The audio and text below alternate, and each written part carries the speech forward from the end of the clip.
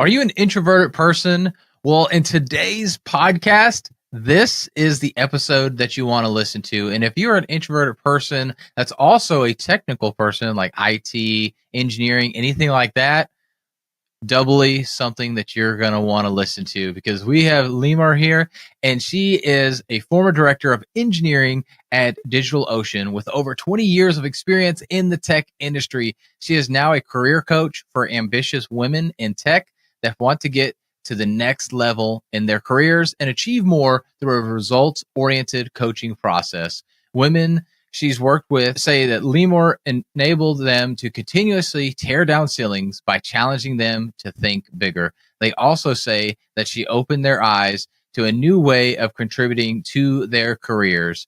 She loves talking about career progression in the tech industry and how to build your brand in the company as well as externally. Limor is married with 4 children, and she loves running and working out at the gym while listening to electronic music.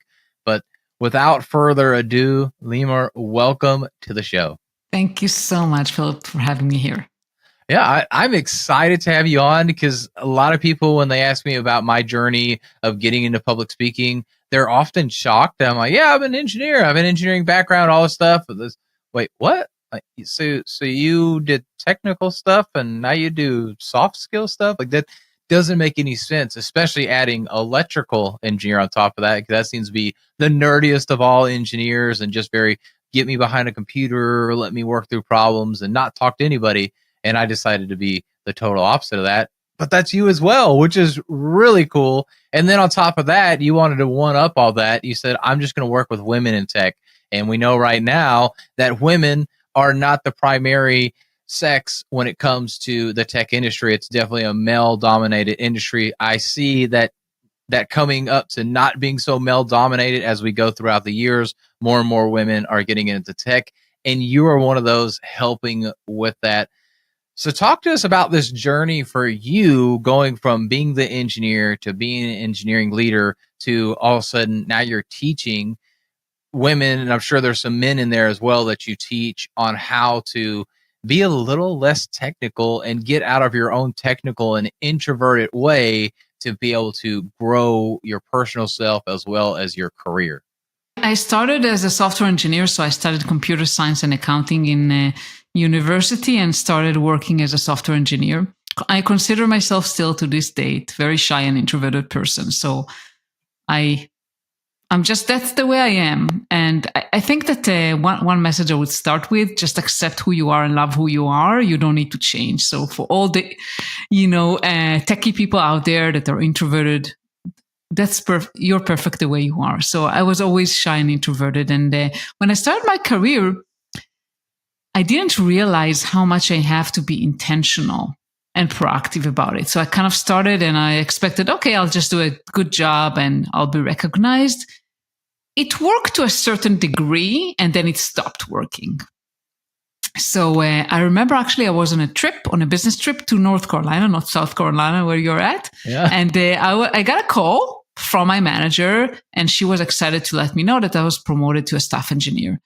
And at first I was happy, but then I started thinking about it and I said, well, I actually not interested in growing as an engineer, like going super technical and deep. And I want to become a leader, like a manager.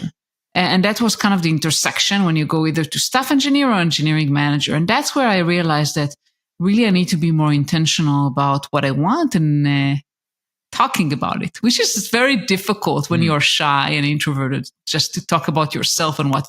Yeah, especially as a technical person, we tend to pride ourselves on that technical work. And I've seen that being a part of large manufacturing companies that while you're technical, it's a great thing and people want you there and they want you around.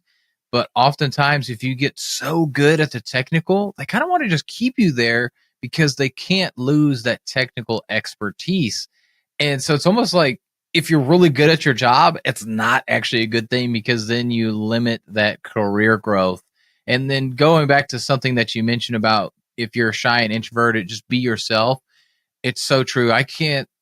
There's probably at least a handful of times that I can think of off the top of my head where I've seen that shy, introverted person in a meeting that normally doesn't speak up. And then you've got, of course, the people that will speak up all the time. They'll say anything and they're just always talking. And people respect them. They'll listen to them. But when that shy and introverted person finally says something because they're like, hey, this isn't the way to do it, everybody will listen to that person because they realize, hey, Joe over here never says anything. He never talks back. He never disagrees.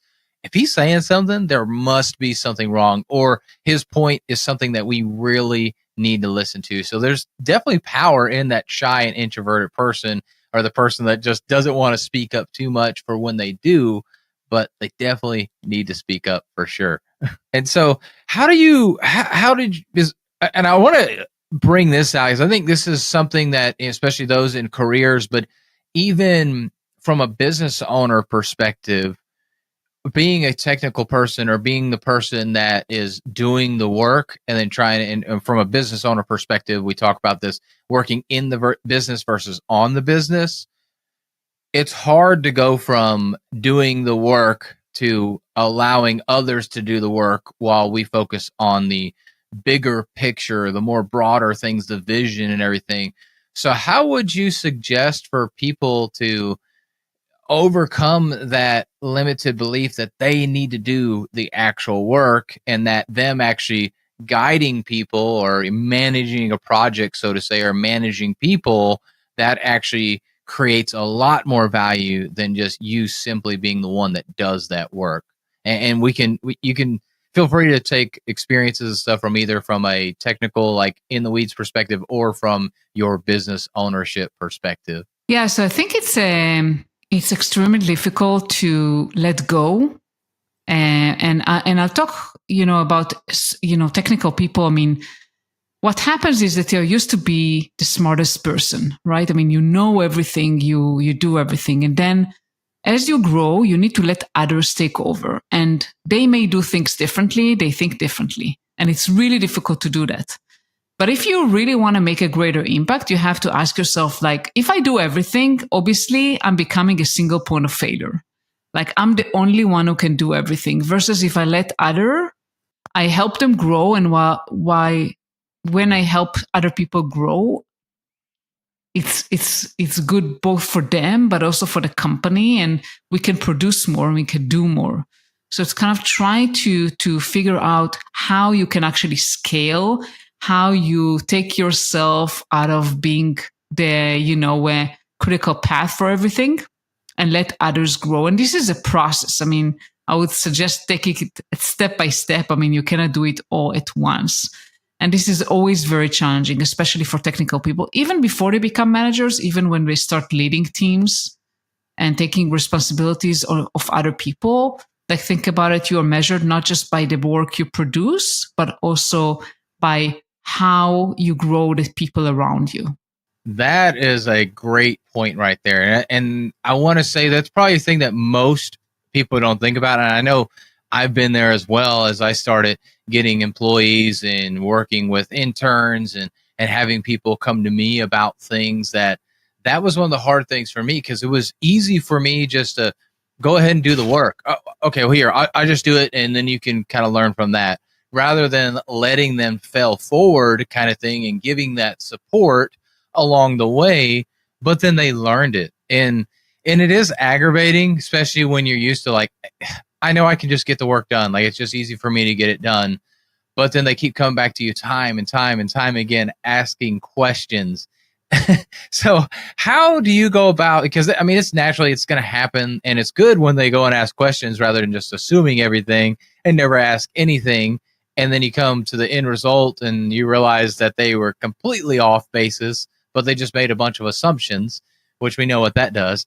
But what would you suggest to future leaders or current leaders to help them navigate this, like, I call it like the delegation process, because it's definitely a thing that you kind of have to learn over time, but going about delegating tasks, and maybe with that as well, like, what would be some suggestions of, like, kind of ways to start with, like, some smaller projects or whatever, to really start delegating those tasks and building that person up over time to be able to take on more and more work?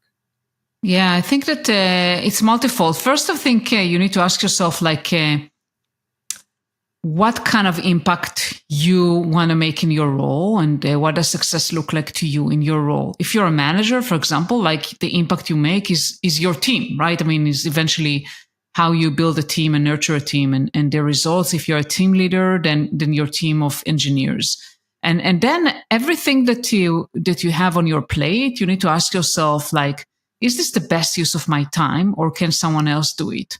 Because something, if you're an engineer and you lead others, maybe some areas this is your expertise and it makes more sense for you to do. But you need to keep asking yourself those questions, like what happens if I do it versus if someone else? Is this really the best use of my time, or can I do other more important things, like, I don't know, mentoring other team members, or thinking about what the team is going to do next month or whatever. I mean, and when you ask yourself all the time, and you need to practice, obviously, delegating, practice all the time and get more comfortable with it. And I want just to point something about, you said, like, people reach out to you with questions. You also need to critically ask yourself, like, do I really need to hand them over the answer immediately, or should they try to find answers themselves? Because this is one of the challenges with engineers. You want to help them grow, but it's hard to let someone grow when you give them all the answers all the time, so they become dependent on you. So also ask yourself, well, can they invest some time and figure things out by themselves before they reach out to me? So how would you handle that? Because I can see it be two ways. One, either you just completely ignore the email or the team's chat or whatever it is, how they reach out to ask that question. Or you could come in and say, hey, I'm going to give you time to think about that. If you can't figure it out in, let's say, 24 hours, then I'll help you with that and give you the answer and everything. So how would you suggest for us to handle that, or is that kind of a situation by situation basis? Yeah, I think as I said, look, first of all, if someone reach out to you and they have a problem, first of all, before you even respond, ask yourself, well, is it something I think they could figure out themselves? Because maybe they don't. Maybe this is something they don't know anything about. But if I think they do, what you can do, and you can start by coaching them, basically asking them, hey, describe the situation. What have you done? What do you think you can do? So kind of, I know that can sound a little bit kind of weird, but try to ask some questions before you actually give them some answers. And then, well, if someone reach out to you and they're stuck on something and they haven't done anything, for example, to try to triage the problem, then, well, say, well, if you haven't done anything, what do you think you can do? And then try to lead them into, okay, try X, Y, Z, and then come back to me if you're stuck. So you want, on one hand, to encourage people to be more independent, but you also don't want to discourage them for reaching out for help. So it's kind of a balancing act. And I think the best way is just by coaching and asking questions. So actually people can start realizing themselves, oh, actually, why didn't I try to do that myself before approaching? Yeah, that coaching aspect is definitely an important thing, because within that as well, because yes, you're coaching to ask the questions, but what that is also doing, hopefully it's doing, is allowing that person, that employee, to then think about that themselves. Okay, next time I run into a problem, these are kind of the same questions that every time Limor asked me, is, okay, maybe I need to start thinking and processing this way and going through this process. Okay, I ran into this issue. Okay, what have I done so far? What are some other ways I can do this? And like I said, through that coaching process, hopefully they start actually picking up that thought process and that pattern recognition and start to do that themselves. So then next time they come to you, they've already went through all that, and you'll start seeing that. I've had that with people as well. And you probably have a lot of experience with this, where you start doing that, and then next thing you know, instead of their question, hey, I can't find this, or hey, how do you do that? They're like, okay, look, I tried X, Y, Z. I'm just running into a wall. I don't know what to try next. Can you help me out? And now it either turns into another set of coaching questions, or, okay, yeah, you tried basically everything. Let me go ahead and give you the answer, because clearly you just don't know enough yet. So I like that a lot, that coaching process. Yeah, Is and that people eventually realize that before they reach out to you, they need to do some things, right? But by just asking them questions and doing that in a way that don't make them feel like they did something wrong, right? You don't want to yeah, be too kind of judgmental when you reach out and say, "Why didn't you do that? Why didn't you do that?" More about, "Hey, share with me, what have you tried? Have you tried this or that?" So people don't feel like they're under the gun, like they did something wrong or like they're bad because they reach out to you. You want still people to feel comfortable reaching out, but by asking those questions, and if you do that repeatedly, eventually they will figure out, okay, before I reach out to Philip, I probably should try to find some things myself, because otherwise he'll probably ask me those questions. yeah, yeah. And then if you have some of those, which I'm guilty of this, my wife will probably tell you time and time again that sometimes I'm very dense and I'm just okay, and I don't get it, and I just keep doing the same thing.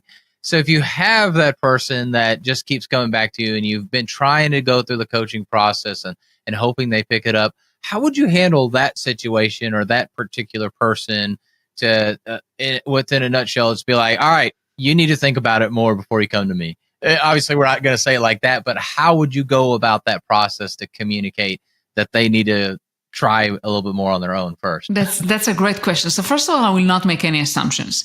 I will try to understand. Maybe I will reflect back, like what you mentioned, Phil. Like, hey, I noticed that every time you reach out to me, I try to coach you. Like I ask you some questions. This has a purpose. I want to help you become more independent and grow. But I see that you keep reaching out with probably, the same thing happens over and over again. Hey, can you share what's going on? Like, and try to understand a little bit why they're doing that. Because we tend a lot of time to make a lot of assumptions. Well, this person is not getting it. Either they're stupid or they're lazy, right? I mean, we tend to be very judgmental when we have this story in our head. So before making assumption, try to ask, maybe the person has confidence issues. Maybe they just feel so much that they are not competent enough. So they want your kind of validation for everything. And then you can work with them on raising their confidence level. So don't assume, just ask. I like that. Definitely, just go about asking. And of course, I threw that like just assumption in there because just to give context to the question and everything.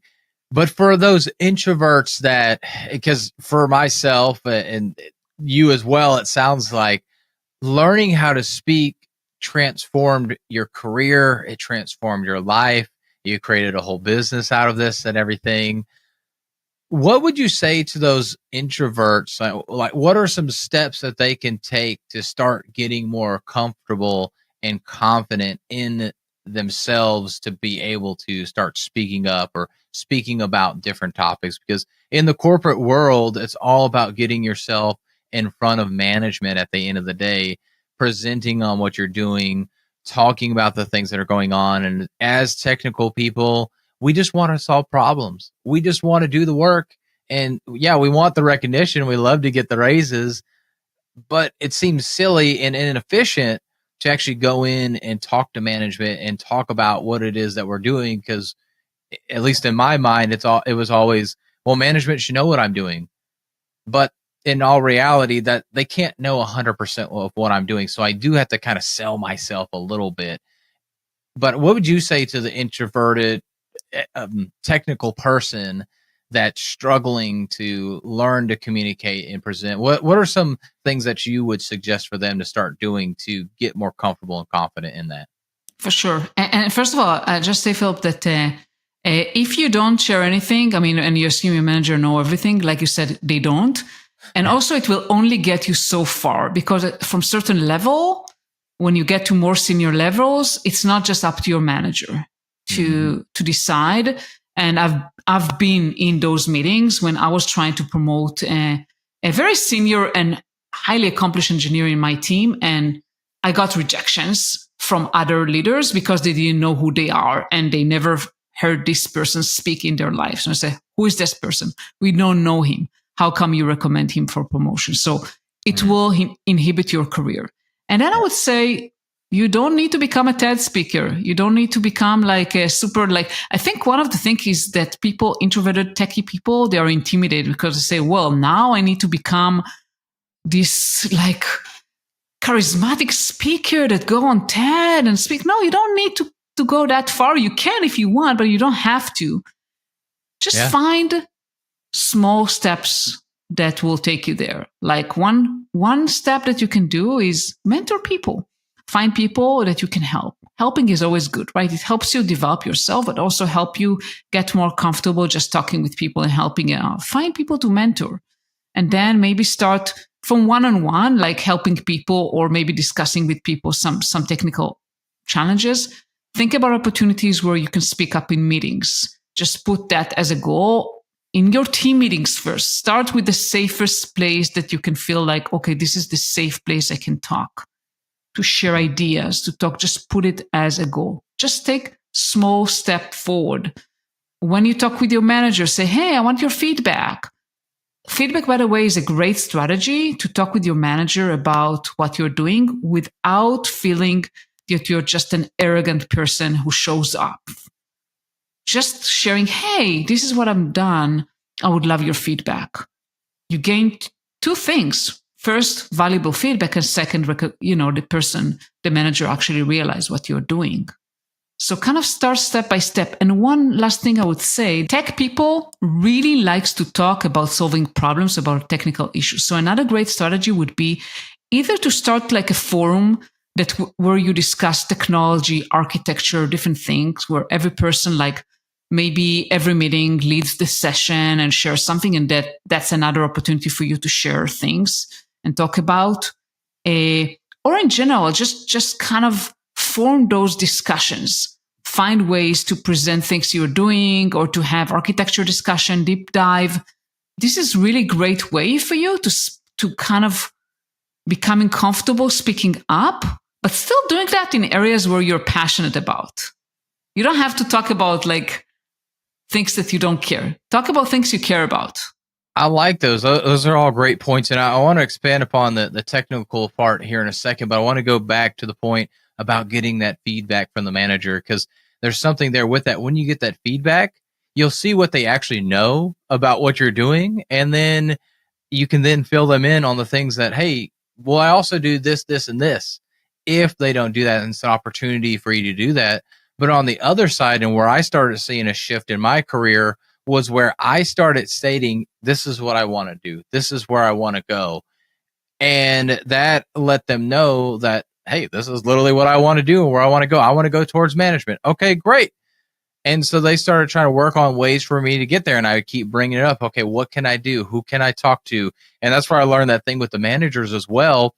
To get the promotion, it wasn't about my manager knowing things. And it wasn't even about the same level of management. It was the next level of management that had to know who I was and what I was working on for me to truly get those promotions. Yes, the other managers on that same level would help, but that next level was really the most important thing. And of course, I mean, if I go even higher than that, it was even better, but I had to go at a minimum of one level above my manager's level in order to really get the recognition that was needed to get the promotions and everything. And that was something just bizarre to me, having the engineering background, being technical. It just made absolutely no sense. And just networking, you had to network internal, just like in a business, you have to network external. You have to network with other business owners, other people for you to get recognized and hopefully get business on a business perspective, but to be able to get promoted within a corporation.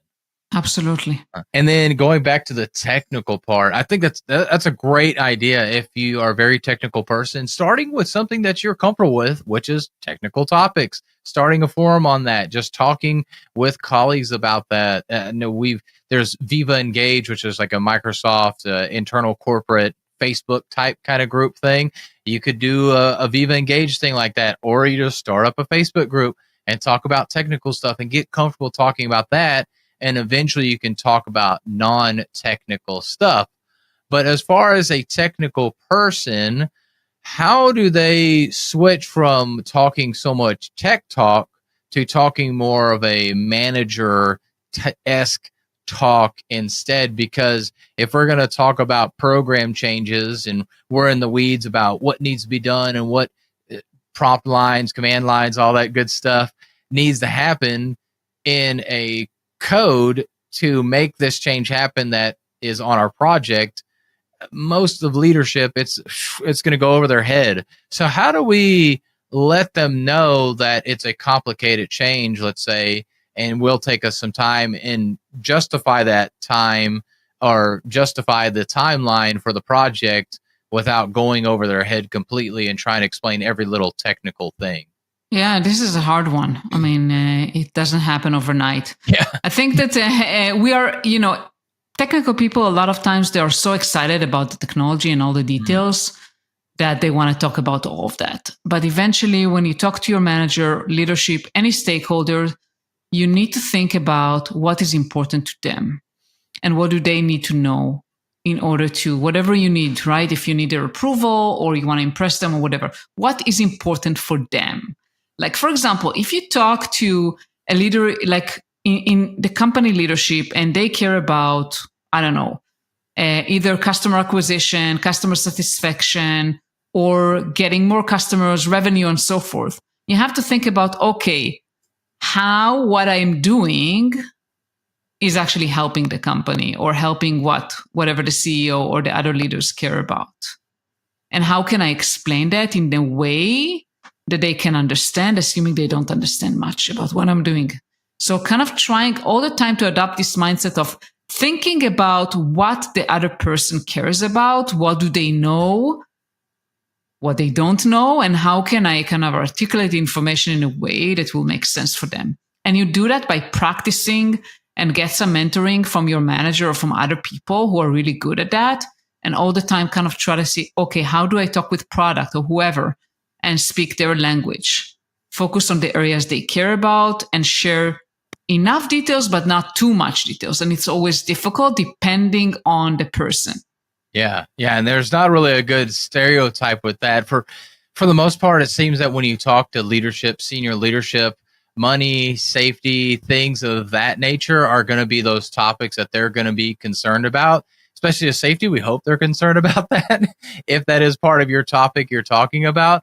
But you'll be surprised. I've actually presented to VPs before that wanted to know so much on the technical side. How does this system work? What's the ins and outs of this? And I was completely shocked by that because I figured they wouldn't want to know about that.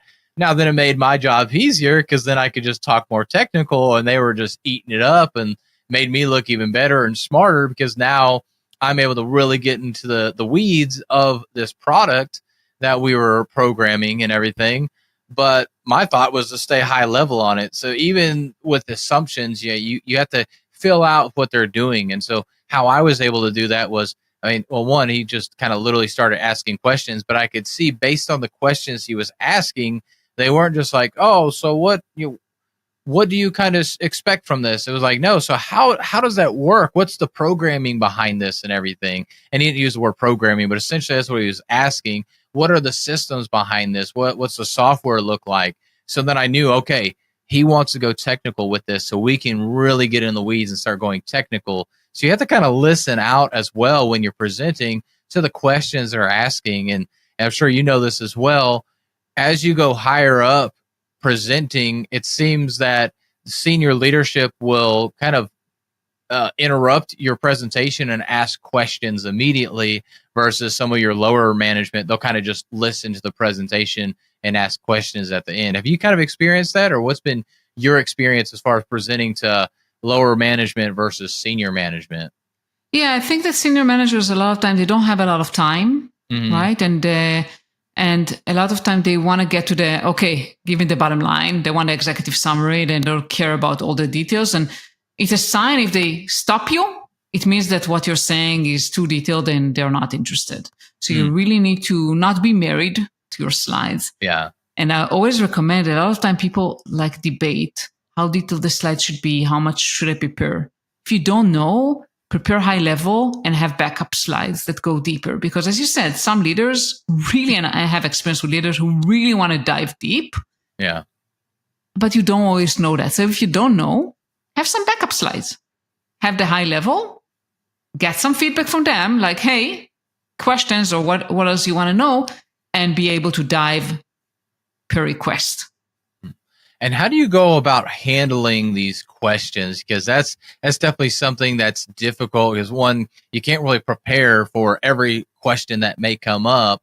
But then how do you go about handling those questions, and how would you suggest we go about really handling any questions that may come up in our presentations?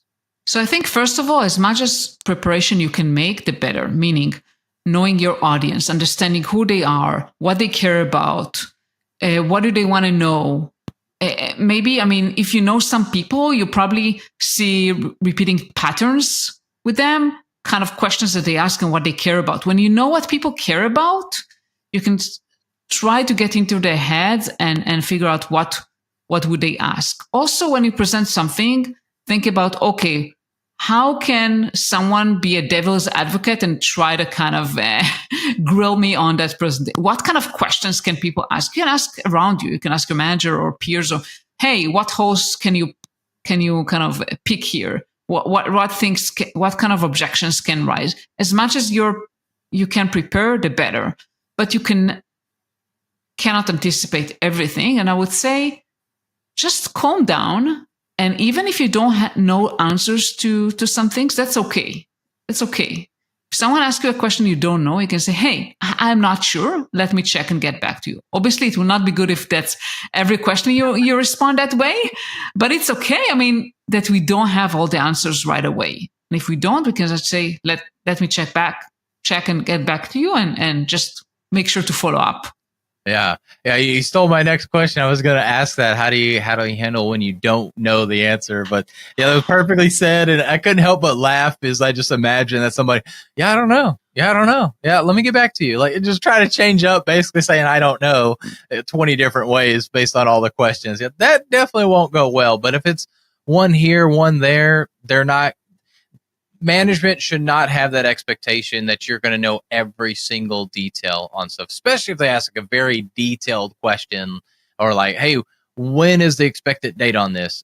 And unless you just happen to know, it's going to be September 1st. Otherwise, mid-September or early September will be an acceptable answer. And then if they really want a specific answer, it's like, hey, I need to go back and look at the timeline. I can give you that answer. I'll follow up in an email, and kind of those next steps, letting them know that. And speaking of that, that's one of the things that I talk about a lot within presentations. Of course, delivering good information, keeping it to where the audience wants it at, whether it's high level or it's really in the details. But I always like to give the next steps, or like, hey, here's kind of what we talked about, some kind of summary near the end, just as a refresher of what all we talked about. What are some suggestions from you to close out a presentation, to leave that lasting impression on management? Because these are important times. We don't get opportunities all the time to present to management, to senior management, present a sales presentation to somebody, perhaps maybe we're pitching something. So what would be your suggestions to leave that last impression on that management team? I think it very depends on the goal of the presentation. If it's just to keep them informed, then I would say maybe summarize the key points. Just, hey, as we spoke, those are the important things. If you're trying to get something out of them, then I would say ask for what, kind of figure out, okay, now this is what I need from you. So I think the ending should really depend on what is the goal. And you need to really get into the presentation with the end in mind, right? What are you trying to get here? I mean, there should be some purpose for this meeting. And if the purpose is just to educate, then just share with them. And if you want to inspire them, you can just end with maybe something more inspirational. Hey, based on what I shared, I see that we can do those big things in the future. Or just share something that will leave kind of good taste of, hey, this team is doing great and there's so much we can do.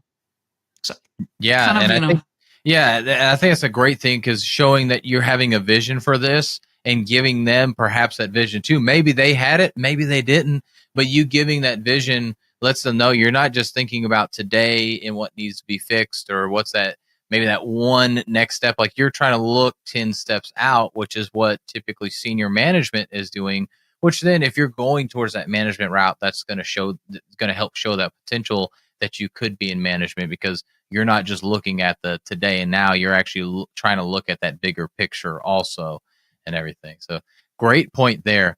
And one last question here for you. If you could go back to when you were there going between staff engineer or going towards that management route and give yourself some advice there, what would that advice be to maybe make that situation a little bit better for you? I mean, you clearly decided to go towards the management route and moved up in the management route, but what would be that advice that you would go back and give yourself at that point? I think that at that point, I would give myself advice to be more clear about what I, first of all, to spend time and being thoughtful about my career and not just let kind of go with the flow, and be more clear to myself and to my manager of what I wanted.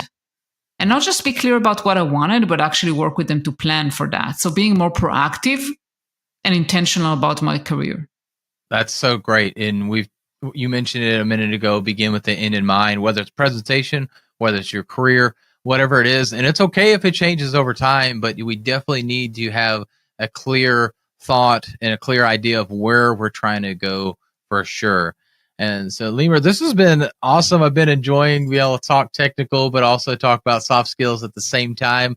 If people want to follow you, especially the women in tech that want to follow you and perhaps work with you or get to know more about you, where's the best place for them to do that at? Yeah, so I would say the best place would be LinkedIn. Just look me up, Limor Bergman Gross, and you'll find me. And listen to my podcast. I have my own podcast, From a Woman to a Leader. So listen to my podcast and you can get to know me better. Awesome. Well, Limor, thank you again for coming on the podcast and sharing this tremendous value on how to make ourselves stand out in a technical, introverted, corporate perspective. It's definitely been a breath of fresh air to hear from somebody else who has been on a very similar journey to me, from going from technical to, people skills, being very technical, programming, talking to computers to talking to people and everything. It's been a lot of fun. Yeah, thank you. Likewise.